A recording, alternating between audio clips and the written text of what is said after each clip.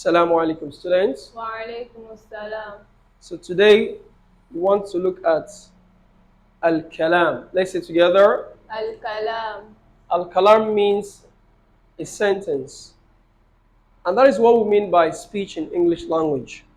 So the Arabs they have the way they define a sentence.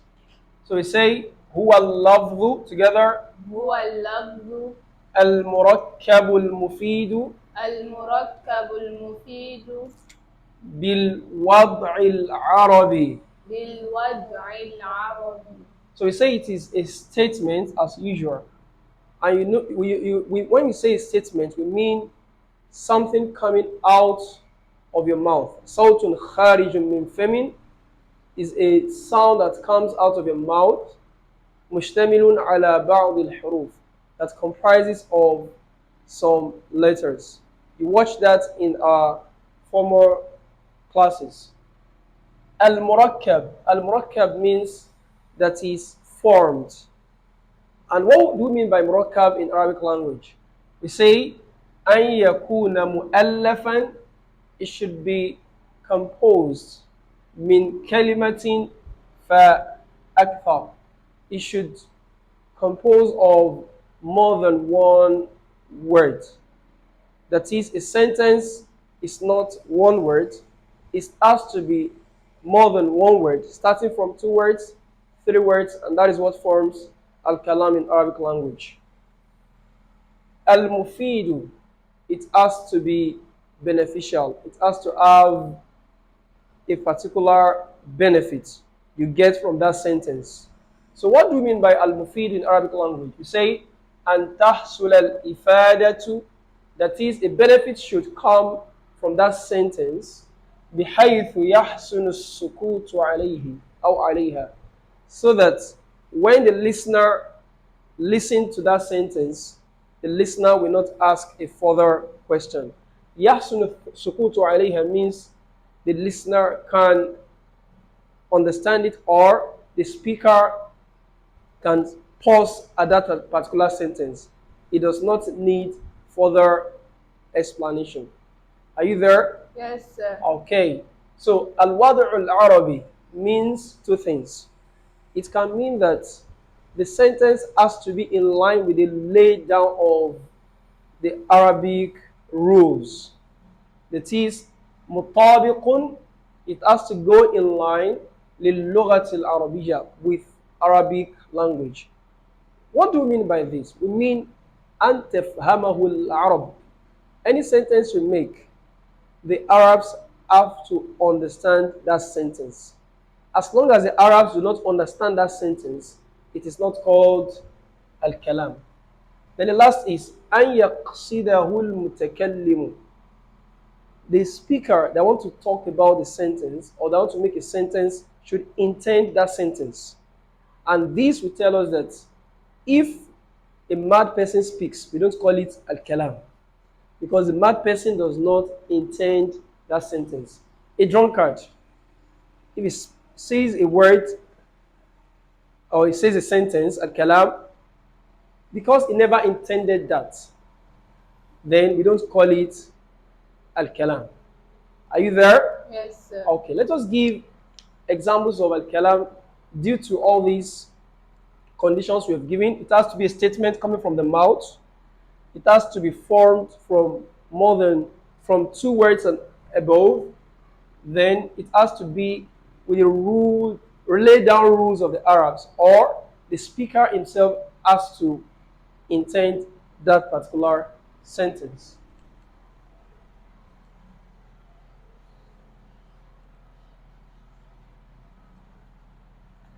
So the first sentence we're going to have is, you have qama Zaydun. And qama Zaydun, as usual, it means Zayd stood. The next one is qum. And qum means stand. Then the third is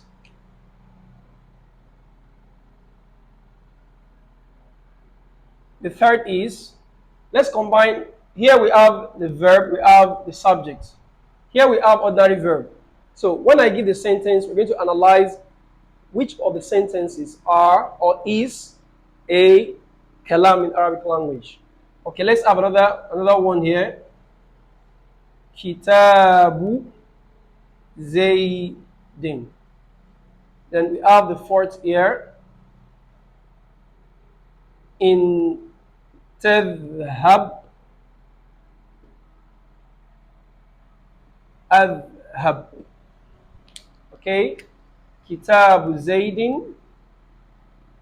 In tadhhab adhhab. So the first sentence is Qama Zaydun. Zayd stood. If I may ask, this sentence, does it need a further explanation? No, sir. No. Does the speaker need to shut his mouth up or to be silent on this sentence? Yes. Yes. That is Yahsunu Sukutu alayhi aw alayha. Are you there? Yes. Okay, now that means it has fulfilled the criteria of a sentence. The first criteria is an yakuna lafdhan. It should be love.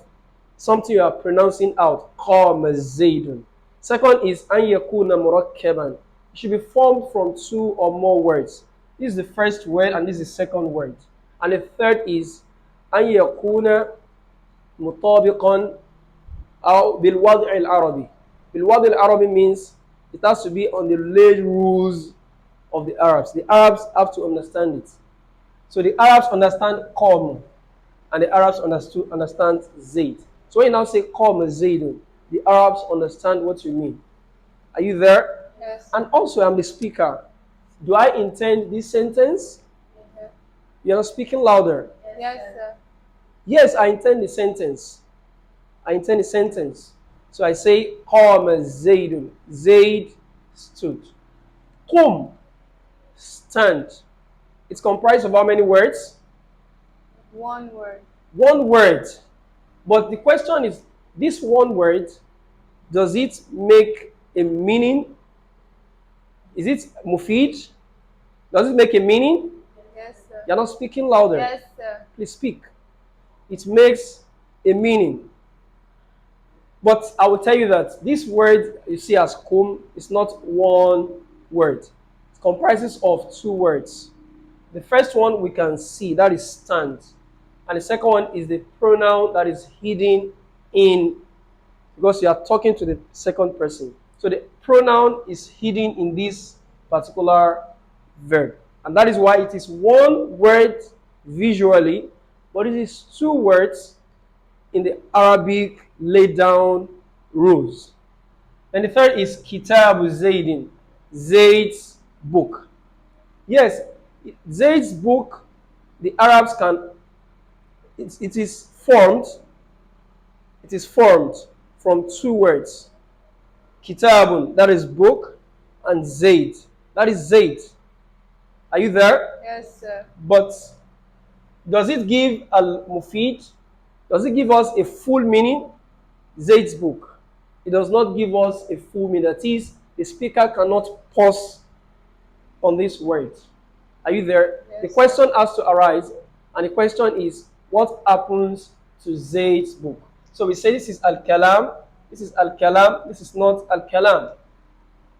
Then the last is in tadhhab. If you go, adhhab, I will go. Is it al-kalam? Yes, sir. It's al-kalam because it is a conditional statement and the speaker can stop on this sentence and the sentence makes a meaning. So let us have our usual class exercise. So you tell me which one is kalam in this sentence I want to write from the verse of the Quran, and you tell me the ones that are not al-kalam.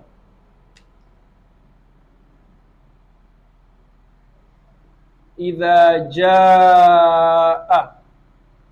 And the second is من يعمل سوء. سوءا. Are you there? Yes, sir. من يعمل سوءا. Then the third is, okay, let's vocalize this first. إذا جاء من يعمل سوءا. And the third is uskun. In Surah Al-Baqarah, don't forget that. Uskun anta wa zawjuka al-jannah. So, Fatima, إذا جاء, is it al-kalam or not al-kalam? It is not al-kalam. It is not al-kalam. And the reason is because إذا جاء means whenever it arrives. The question is, what arrives? And if we ask the question whenever it arrives, we are going to ask, what will happen to that thing if it arrives? And that is why it's not complete for us to say إذا جاء, even while we have two words here, one and two. Man يعمل سوءا, whoever does bad. Fatima, is it al-kalam or not al-kalam? It is not al-kalam. It is not al-kalam. Man ya'mal su'an means whoever does bad. The question is, what will happen to the person if he does bad? And the last is uskun. Uskun means live in a place. So, is it al-kalam or not al-kalam? It is al-kalam. It's al-kalam. And it comprises of how many words? 2 words. 2 words. One is visual and one is hidden. And the one that is hidden is anta. So we're going to end the class today. إلى لقاء آخر إن شاء الله. السلام عليكم. وعليكم السلام.